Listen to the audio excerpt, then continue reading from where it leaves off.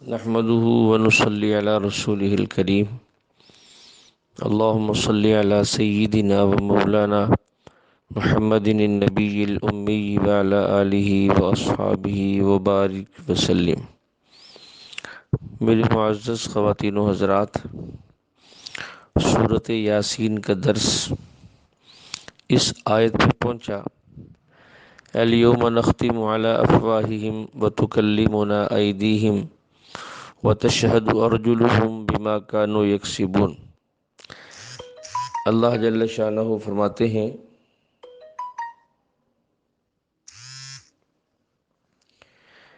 کہ آج کے دن ہم ان کے منہ پر مہر لگا دیں گے اور ان کے ہاتھ بولیں گے، ان کے پاؤں گواہی دیں گے کہ وہ کیا کرتے تھے۔ لیکن ایک دوسری آیت سے معلوم ہوتا ہے یوم تشہد علیہم السنتہم وایدیہم وارجلہم بما کانوا یعملون، کہ قیامت کے دن ان کے خلاف ان کی زبانیں بھی بولیں گی، ہاتھ بھی بولیں گے، پاؤں بھی بولیں گے کہ یہ لوگ کیا عمل کرتے تھے۔ تو بظاہر دونوں آیتوں میں تعارض معلوم ہو رہا ہے، ایک جگہ زبان پر مہر لگانا کا مسئلہ اور دوسری جگہ زبان کے بولنے کا مسئلہ۔ تو اسے مختصر طور پہ سمجھیں، منہ پر مہر لگانا اس کا مطلب یہ نہیں ہے کہ منہ کو بند کر دیا جائے گا اور زبان بول نہیں سکے گی، بلکہ مہر لگانے کا مطلب یہ ہے کہ اب منہ کو پابند کر دیا جائے گا کہ وہ اپنی مرضی سے نہ بولے، بلکہ وہ بولے جو اللہ چاہیں گے۔ اب زبان بولے گی تو اقرار کرے گی کہ میں نے گناہ کیا تھا، یہ مطلب ہے مہر لگانے کا۔ ورنہ پہلے تو اللہ نے انسان کو اختیار دیا ہے، سچ بولے، جھوٹ بولے، غلط بولے، اچھا بولے، برا بولے۔ اب اس کے بعد یہ اختیار اس کا ختم ہو جائے گا، صرف سچ ہی بول سکے گا، جھوٹ نہیں بول سکے گا۔ اس سے کچھ آگے چل کر اللہ فرماتے ہیں وَمَا عَلَّمْنَاهُ الشِّعْرَ وَمَا يَنبَغِي لَهُ، کہ ہم نے اپنے محبوب کو شعر کا علم نہیں دیا اور نہ ہی وہ شاعری کا علم ان کی شایان شان تھا۔ یہ قرآن تو ایک نصیحت کی بات ہے اور واضح بات ہے، آپ اس کے ذریعے سے ان لوگوں کو ڈرائیں جو زندہ دل ہیں، اس لیے کہ مردہ دلوں پر یعنی کافروں پر تو بات اثر ہی نہیں کرتی۔ یہاں ایک اشکال ہے جس کا جواب پہلے بھی گزرا کہ جب آپ شاعر نہیں تھے اور شعر نہیں کہتے تھے تو پھر کافر آپ کو شاعر کیوں کہتے تھے؟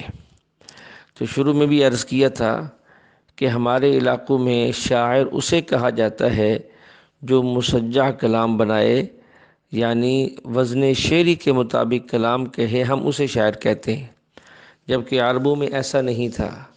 عربوں میں اس کے ساتھ ساتھ یہ بات بھی تھی کہ جو آدمی خیالی تصوراتی باتیں اور قصے اور کہانیاں سنائے اسے بھی شاعر کہتے تھے۔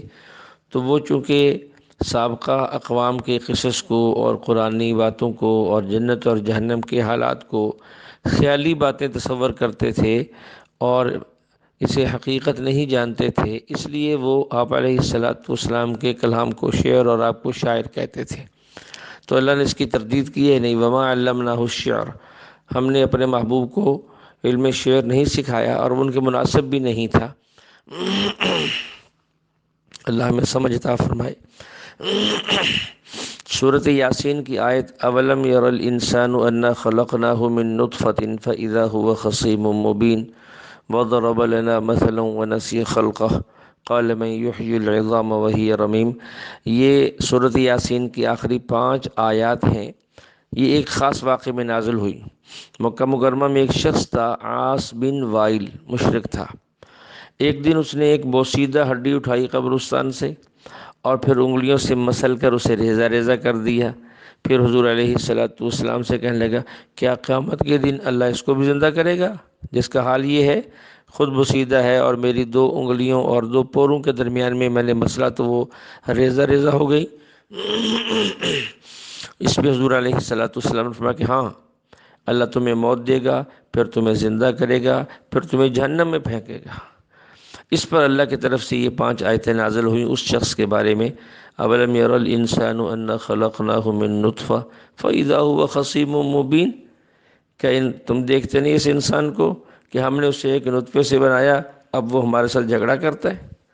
وَضَرَبَ لَنَا مَثَلًا، اور ہمارے بارے میں مثالیں بیان کرتا ہے، ہڈیاں اٹھا اٹھا کر لاتا ہے۔ وَنَسِيَ خَلْقَ، اور اپنی پیدائش کو بھول گیا ہے کہ جب یہ ہڈی بھی نہیں تھی، بوسیدہ ہڈی بھی نہیں تھی، ہڈی کے ذرات بھی نہیں تھے، ہم نے تو اسے اس وقت پیدا کیا ہے۔ قَالَ مَن يُحْيِي الْعِظَامَ وَهِيَ رَمِيمٌ، اب یہ کہتا پھرتا ہے ان ہڈیوں کو کون زندہ کرے گا جب یہ بوسیدہ ہو جائیں گی۔ اللہ فرماتے ہیں محبوب آپ ان سے کہہ دیجئے قُلْ يُحْيِيهَا الَّذِي أَنشَأَهَا أَوَّلَ مَرَّةٍ، ان سے کہہ دو جس خدا نے پہلی دفعہ پیدا کیا وہ دوبارہ بھی پیدا کرے گا۔ وَهُوَ بِكُلِّ خَلْقٍ عَلِيمٌ، اسے پتہ ہے کس چیز کو کیسے پیدا کرنا ہے۔ الَّذِي جَعَلَ لَكُم مِّنَ الشَّجَرِ الْأَخْضَرِ نَارًا فَإِذَا أَنْتُم مِّنْهُ تُوقِدُونَ، اللہ نے ان کو سمجھانے کے لیے ایک اور بات کہی، فرمایا کہ یہ وہی اللہ تو ہے جس نے تمہارے لیے سرسبز درخت سے آگ نکالی ہے اور تم اس آگ سے جلاتے ہو اور اپنے کام چلاتے ہو۔ عرب میں دو درخت تھے، جب دونوں کی سبز ٹہنیاں لے کر آپس میں ٹکرائی جاتی تھی تو اس سے ماچس کی طرح آگ جلتی تھی، جس سے پھر وہ لوگ آگ جلاتے تھے۔ تو اللہ ان کو سمجھا رہے ہیں کہ سبز درخت اور آگ کا آپس میں کیا تعلق ہے، کیا جوڑ ہے۔ جو اللہ سبز درخت کی ٹہنیوں سے آگ پیدا کر سکتا ہے تو اس کے لیے بوسیدہ ہڈی سے دوبارہ پیدا کرنا کون سا مشکل کام ہے۔ أَوَلَيْسَ الَّذِي خَلَقَ السَّمَاوَاتِ وَالْأَرْضَ بِقَادِرٍ عَلَىٰ أَن يَخْلُقَ مِثْلَهُمْ بَلَىٰ وَهُوَ الْخَلَّاقُ الْعَلِيمُ، وہ جس ذات نے آسمان بنائے، زمینوں کو پیدا کیا، وہ اس بات پہ قادر نہیں کہ ان جیسا دوبارہ پیدا کر دے؟ کیوں نہیں؟ وہ تو خوب پیدا کرنے، خلاق اعظم ہے، خلاق العلیم ہے۔ انما امرہ اذا اراد شیئا، وہ ذات تو وہ ہے، اس کی شان تو یہ ہے جب وہ کسی چیز کا ارادہ کرتا ہے تو وہ کہتا ہے کن ہو جا، وہ چیز فوراً ہو جاتی ہے۔ ہائے ہائے ہائے، اس پر جو ہے ہمارے اکابرین میں قاسم العلوم والخیرات حضرت مولانا محمد قاسم نانوتوی رحمۃ اللہ علیہ فرمایا کرتے تھے کہ جنت چھوٹی خدائی کا نام ہے، اس لیے کہ جو انسان چاہے گا وہاں وہ ہو جائے گا، کیونکہ اللہ نے یہ اختیار دینا ہے وَلَكُمْ فِيهَا مَا تَشْتَهِي أَنفُسُكُمْ وَلَكُمْ فِيهَا مَا تَدَّعُونَ، جو مانگو گے، جو چاہو گے، جو دل میں چاہت پیدا ہوگی وہ سب ملے گا۔ تو آیت یہ انما امرہ اذا اراد شیئا ان یقول له کن فیکون، تو اس پہ بظاہر ایک اشکال ہے بعض لوگوں کو، وہ یہ ہے کہ جب اللہ جل شانہ کسی چیز کا ارادہ کر لیتے ہو جا تو وہ فوراً ہو جاتی ہے، تو پھر یہ بچہ جو ہے یہ 9 ماہ کے بعد پیدا کیوں ہوتا ہے، فوراً کیوں پیدا نہیں ہوتا؟ اس کے جواب کو اچھی طرح ذہن میں رکھیں۔ اللہ یہ جو فرما رہے کن ہو جا، تو کتنے وقت میں ہو جا یہ اللہ کے علم میں ہے، ہمارے علم میں نہیں ہے۔ کتنے وقت میں ہو جا یہ اللہ کے علم میں ہے، ہمارے علم میں نہیں ہے، اللہ کے علم میں۔ پھر فیکون میں وہ وقت چھپا ہوا ہے جو اللہ نے کن کے اندر مقدر کیا تھا، مقرر کیا تھا، اللہ کے علم میں تھا، تو وہ اس فیکون کے اندر چھپا ہوا ہے، اللہ کو پتہ ہے کہ وہ کب ہوگا وگرنہ جو یہ لوگ چاہتے ہیں اللہ کے لیے وہ بھی مشکل نہیں ہے۔ ایک زمانہ وہ تھا جب آدم علیہ السلام اور حضرت حوا دنیا میں تشریف لائے تو 2 بچے صبح پیدا ہوتے تھے، 2 شام پیدا ہوتے تھے۔ اب بھی کتنے جانور دنیا کے اندر ایسے ہیں جو چند دنوں کے بعد بچہ جنتے ہیں، تو اللہ تو اس پر بھی قادر ہے، لیکن یہاں ایک بات سمجھانا مقصود تھا کہ اس کے اندر جو بات چھپی ہے وہ اللہ کے علم میں ہے۔ اس کو میں مثال سے سمجھاتا ہوں۔ میرے مہمان آ گئے، میں ان سے کہتا ہوں کہ بھائی جلدی سے جاؤ چائے اور مٹھائی لے کے آؤ، اب یہ جاؤ اور لے کے آؤ، اب اس کے اندر کتنا وقت چھپا ہوا ہے، مہمانوں کو پتہ نہیں ہے کہ کتنا وقت لگے گا۔ مجھے پتہ ہے کہ یہ بندہ یہاں سے فلاں جگہ جائے گا کیونکہ یہ چیز فلاں جگہ ملتی ہے، اور لے کر آئے گا، پھر تیار کرے گا، جانے میں اتنا وقت، آنے میں اتنا وقت، تیار کرنے میں اتنا وقت لگے گا۔ یہ میرے علم میں ہے، مہمانوں کے علم میں نہیں ہے۔ وہ شاید یہی سمجھ رہے ہوں گے کہ یہ ابھی جو ہے وہ لمحہ بھر میں ہو جائے گا، تو ایسے ہی ہم نے اس کو غلط سمجھا۔ اللہ جل شرفت ہو جا، کتنے وقت میں ہو جا یہ اللہ کے علم میں ہے، تو جو اللہ کے علم میں ہے ہمیں اس علم کو حاصل کرنے کی ضرورت نہیں ہے، ہمیں تو صرف اللہ کی ذات پہ اعتماد کرنا چاہیے۔ تو یہ بات سمجھائی گئی ہے۔